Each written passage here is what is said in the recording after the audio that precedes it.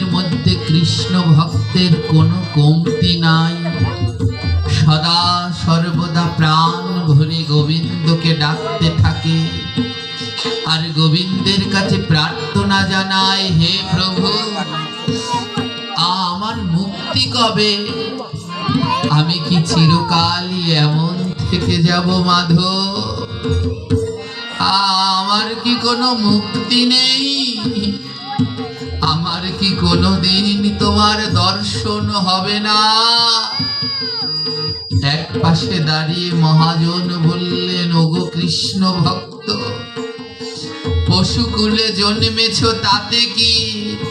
যদি প্রাণ ভরে গোবিন্দকে ডাকতে পারো তাহলে অবশ্যই তার অপার কৃপা লাভ হবেই হবে। ডেকে যাও, থেমো না, প্রাণ ভরে আমার গোবিন্দকে ডেকে যাও। গোবিন্দ গোবিন্দ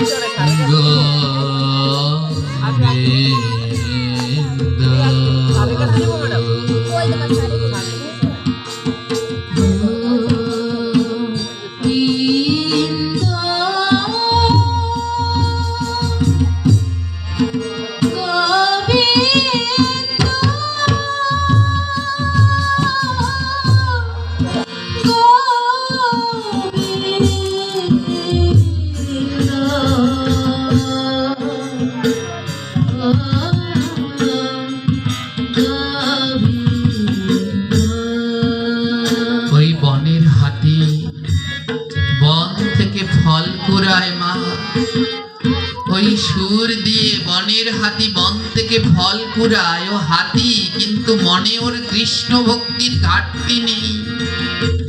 বন থেকে ফল কুড়িয়ে সেই বনের মধ্যে সেই ফল দিয়ে আমার প্রাণ গোবিন্দের ভোগ লাগায়, আর ভোগ লাগিয়ে প্রাণ ভরে ডাকে। ডেকে প্রভুর কাছে প্রার্থনা করে, প্রভু আসো না, তোমাকে দেওয়ার মতো তো আমার কিছু নেই। আমি এই বন থেকে কুড়িয়ে আনা ফল দিয়ে তোমার ভোগ লাগিয়েছি, একবার গ্রহণ করো না মাধব। ভোগ লাগিয়ে বনের হাতি প্রাণ ভরে গোবিন্দকে ডাকে, গোবিন্দ গোবিন্দ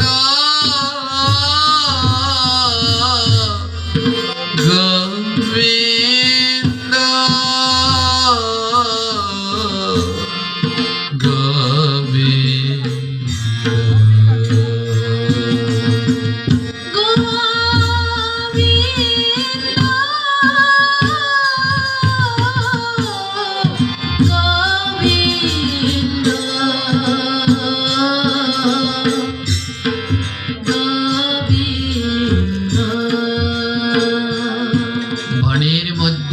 প্রাণ ভরে ডাকে, আসবে না?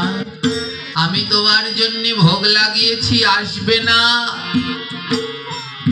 এক পাশে দাঁড়িয়ে বৈষ্ণব কবি বলছে, ও হাতি, তুমি জানো না গোবিন্দকে ভোগ দিতে হলে ওই ভোগের উপরে মঞ্জরি দিতে হয়।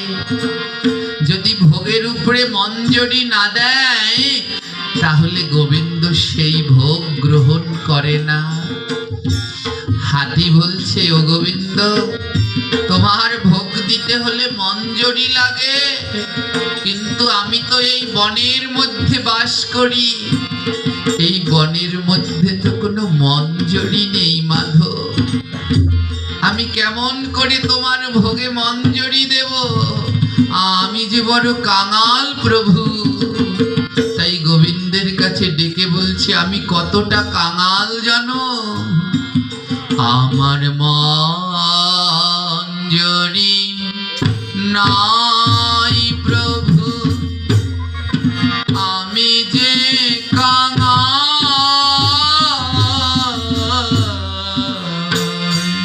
আমার মন জুড়ে নাই প্রভু, আমি যে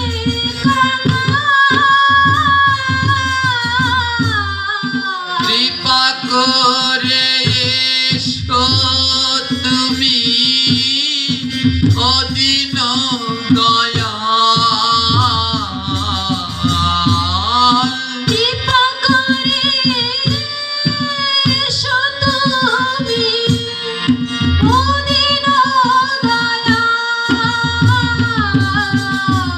ও দীন দয়াল, আমার কাছে মঞ্জুরি নেই, আমি মঞ্জুরি চিনি না, আমি বন্য হাতি, আমি মঞ্জুরি চিনি না, তুমি এসো না। এক পাশে দাঁড়িয়ে বৈষ্ণব মহাজন বলে আসবে না, ভোগের উপরে মঞ্জুরি না দিলে গোবিন্দ আসবে না, ও ভোগ গ্রহণ করবে না। কৃষ্ণ ভক্ত হাতি কি বললেন জানেন? আমার মঞ্জুরি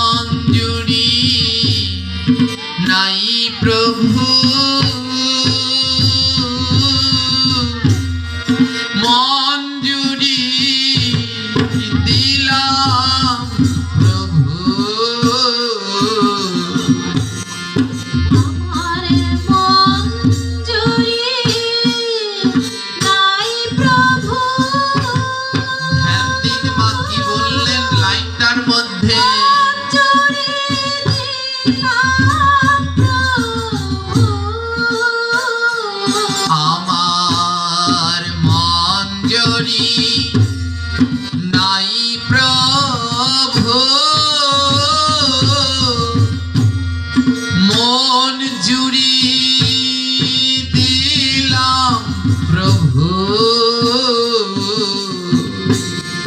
মন জুড়ে নাই প্রভু, রাধে রাধে। মন জুড়ে দিলাম প্রভু। ও ভগবান, আমার কাছে তুলসীর মঞ্জুরি নেই, কিন্তু আমার মন জুড়ে তোমায় দিয়ে দিলাম। এ জগতে এই তুলসীর মঞ্জুরি দিলে কোনোদিন গোবিন্দ আসে না, এ জগতে তার ভোগ গোবিন্দ গ্রহণ করে যে তার মন জুড়ে গোবিন্দকে দিয়ে দিয়েছে।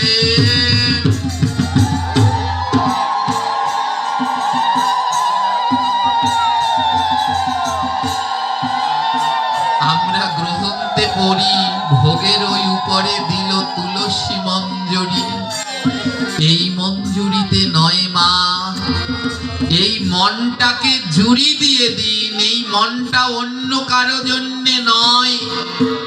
ঠাকুর রামকৃষ্ণ বললেন এ জগতে সতীর সম্পদ হলো পতি, মায়ের সম্পদ হলো সন্তান, আর বিষয়ীর সম্পদ হলো অর্থ।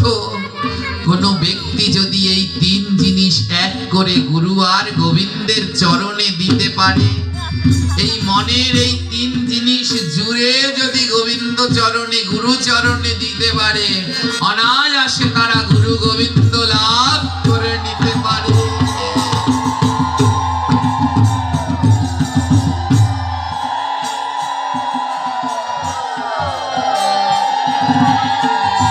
তাই এই মঞ্জুরি নয়, এই মনটা জুড়ে দিয়ে দাও, তাহলে অবশ্যই পাওয়া যাবে। আজ সেই বনের মধ্যে কৃষ্ণ ভক্ত হাতি কাঁদছে, প্রভু আমি বড় অভাগা, আমার কাছে ওই মঞ্জুরি নেই, তবে আমার মনটা জুড়ে দিয়ে দিয়েছি, এই মনের মধ্যে তুমি ছাড়া আর কেউ নেই মাধব। ডাকতে লাগলেন গোবিন্দ,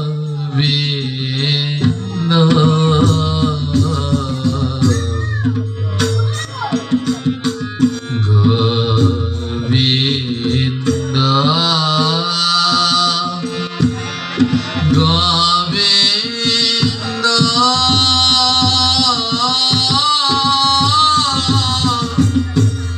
গোবিন্দ। গোবিন্দ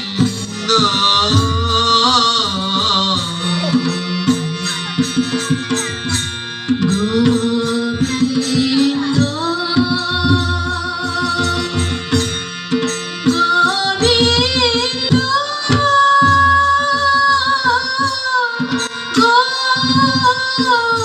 গোবিন্দ